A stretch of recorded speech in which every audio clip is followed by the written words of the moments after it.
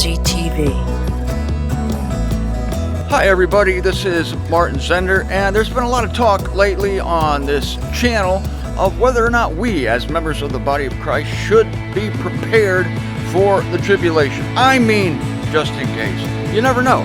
It's true that our apostle talks about being snatched away and meeting the Lord in the air, and that we're not appointed to indignation, and that we will be extricated out of the present wicked eon, and that we're ambassadors of peace and of the conciliation of God, and therefore would have no business being here when all hell breaks loose. And he also says that we will be having ease with him when the worst of the trials strike the earth. But nevertheless, we can't be sure that this Paul, really knew what he was talking about. Can he be trusted? That's the thing. Are you willing to take the chance that this man can be trusted? I'm not. And so I am here to give you preparations that you can do, simple steps you can take to prepare for the tribulation. Now, there are specific things that you must do, and I'm going to get into those shortly. Specific things for specific problems, for specific seals, for specific thunders. But in order to survive the tribulation or have a chance, you need to have a general state of fitness. You need to improve your health, your breathing, your leg muscles, your stomach muscles. For the stomach muscles, I recommend stomach crunches. As you see demonstrated here, the classic crunch is much more effective than the push-up. You just tense the abdominal muscles, and this will help you get through the tribulation. Obviously, nobody who has weak core or weak stomach muscles will be able to get through the tribulation. Speaking of core, here's the exercise you do for your core. This will very much help you, especially when you are running away from the locusts. I would think that you would need a strong core for that, so this will help. More about the locusts in a second. For cardiovascular fitness, there's nothing better than jump rope. And so I am demonstrating here some of the jump rope techniques that you should be doing. Here's the standard 1-2-1-2 skip. Then we have the crossover. Yeah, the crossover is very good for dexterity. Yeah, coordination between the arms and the legs. And then there's the double jump. Yeah, the double jump. Watch it very carefully, very important.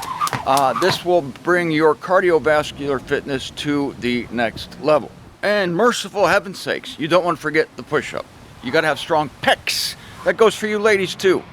You have to have strong pectoral muscles if you are going to try to hide in the rocks and in the caves, because some of these caves are very low and you have to get down low, and the core exercises will also help for that. Now, specifics here. Now, we know the sun is going to become black during the tribulation.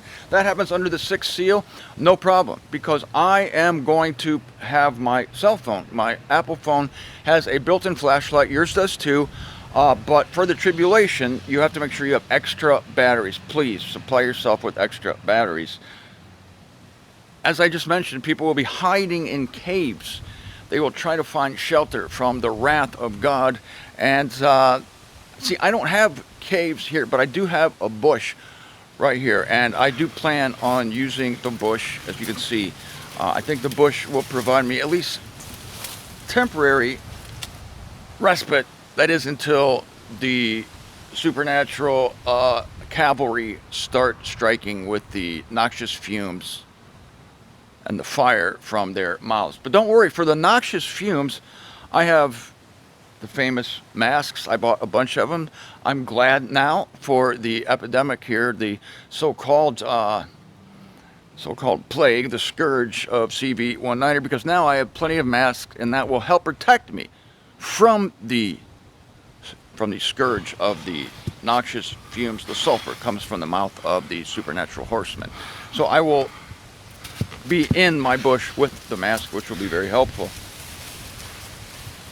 A large asteroid, we know, will strike the Earth. The name is absent, but that's the Greek word. It means wormwood. It's poison. It's going to foul 1/3 of the freshwater source, but don't worry.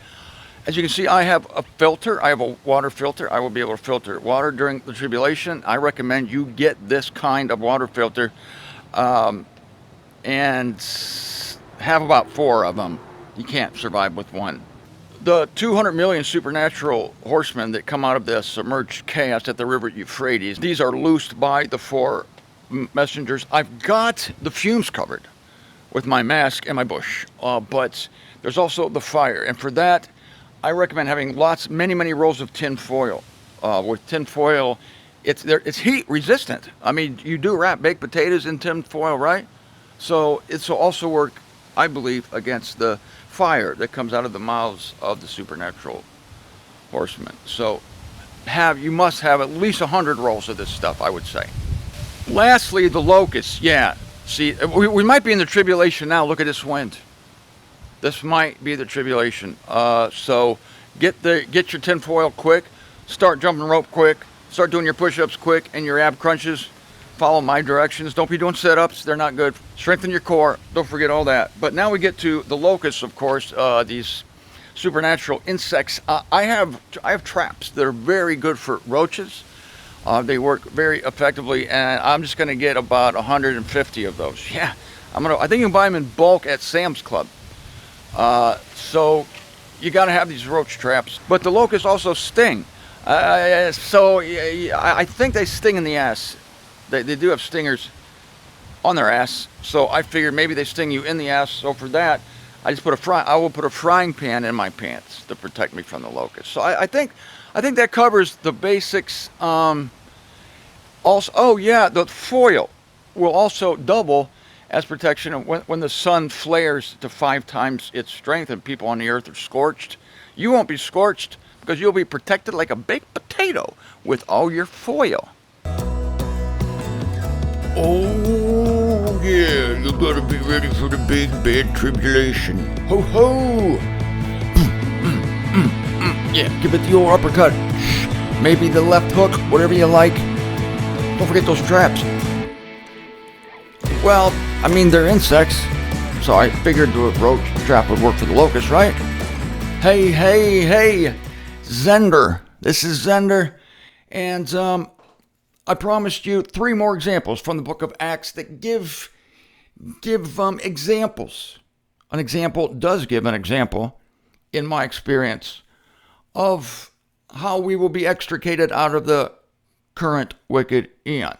The word extricate, lovely word. Introduced it to you yesterday. The Greek word exario. Again, Galatians 1:4. It is God's intention to extricate us out of the current wicked eon. So yeah, joke back there. Jokey. Lots of jokey. We're getting out of here, folks. Paul says it. I believe it. That settles it. Yeah, I don't even have to believe it. Paul said it. That settles it. Me believing it is incidental. It's going to happen whether you believe it or not. So let's look at 3 more passages where this word appears. Now, these contexts are suggestive. I mean, they're not. It's like a type. It's like a shadow. The example I gave yesterday of Joseph coming out of the jail into the throne room. Somebody could say, but we're not in jail. You got to get the idea here. The idea here is you're going from a bad situation to a really good situation. And what a contrast. Joseph goes from prison to the throne. Yeah, the throne room. Goes from prison to the throne room. So let's go to Acts 7:34 now. We have another example here, and that is Moses. The great Moses. God said to him, let's start with verse 33 of Acts chapter 7. Now the Lord said to him, loose the sandals from your feet, for the place on which you stand is holy land. The call of Moses, the burning bush. In perceiving the bush, kind of like my bush, maybe kind of like. In perceiving, I perceived the ill treatment of my people. God speaking, I perceived the ill treatment of my people. Where? In Egypt. Yes. The ill treatment of my people who are in Egypt. And their groaning I hear. I hear their groaning. That reminds me of Romans 8. All creation is groaning for the manifestation of the sons of God. We ourselves are groaning. And I descend to extricate them. There it is. I descend to extricate them out of Egypt. And it was a pluck job. Yeah, it was like looking at the Egyptians and say, pluck you I'm going to pluck these people out. I'm going to extricate them out. Lift. It was a plucking miracle. Yeah, they told the Egyptians, hey, pluck off. We're out of here. What an extrication. I love it. Acts 12, starting with verse 5. I don't know what's wrong with my voice. I don't, but that's okay. Who cares? Acts 12, verse 5. Oh, Peter in jail. This is a good one. Peter, indeed. This is in the book of Acts. Of course, thus Acts 12.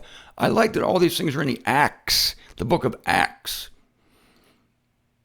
because it involves the acts of the apostles, but this snatching away is an act of God. Peter indeed then was kept in the jail, yet prayer was earnestly made by the ecclesia of God concerning him. Now when Herod was about to be leading him to them, in that night Peter was reposing between two soldiers, bound with two chains, besides which guards before the door kept the jail. So this is a super duper hold. This is maximum security. There's no way they're going to let this guy out. It's ridiculous. But lo, verse 7, there's no behold here, just lo.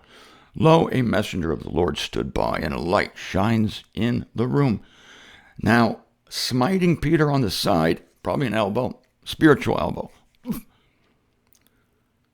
The messenger rouses him, saying, rise quickly, and off fall his chains.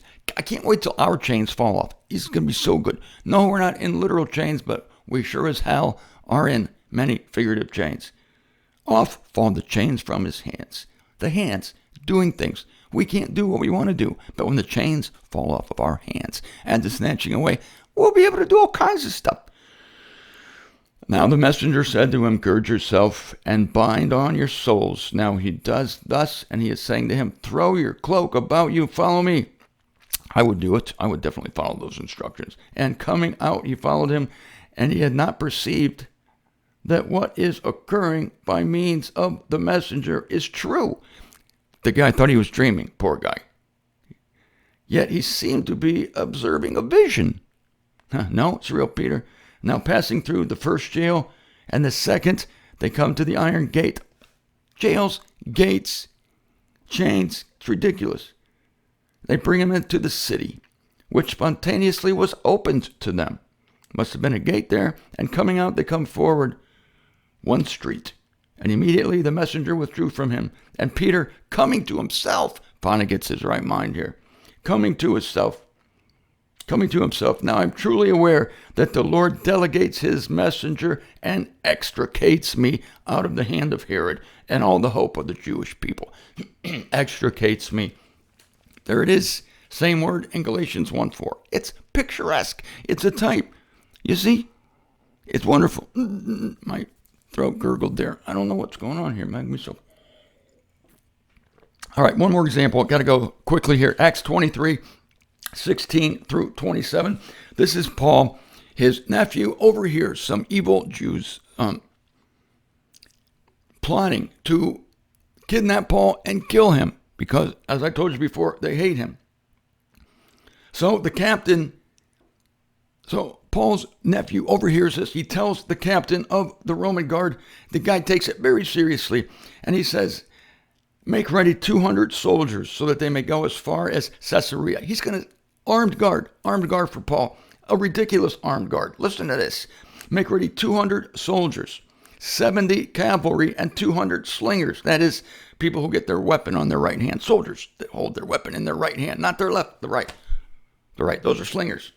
I'm just reading from the concordant version. So we got 70 cavalry, 200 soldiers. That's 270. We get 200 of these slingers, 470 men sent to guard Paul because he was in danger of his own countrymen. And listen to what it said. This guy, the captain, Claudius Lysias, he writes to the governor of Caesarea, namely Felix, and he says this, rejoice, this man being apprehended by the Jews and being about to be assassinated by them. Standing by with the troop, I extricate, learning that he is a Roman. Oh, that's a privileged position in the Roman Empire to be a Roman citizen. We are members of the body of Christ. So much greater, so much better than a Roman citizen. Sorry if you live in Rome, no offense. And God is going to extricate us. All these examples, all these types, all these shadows of what God will do. It's an active movement. In every case here, active move. Delivered from a terrible situation into a great situation. I'm all for it. Paul said it, and you can believe it.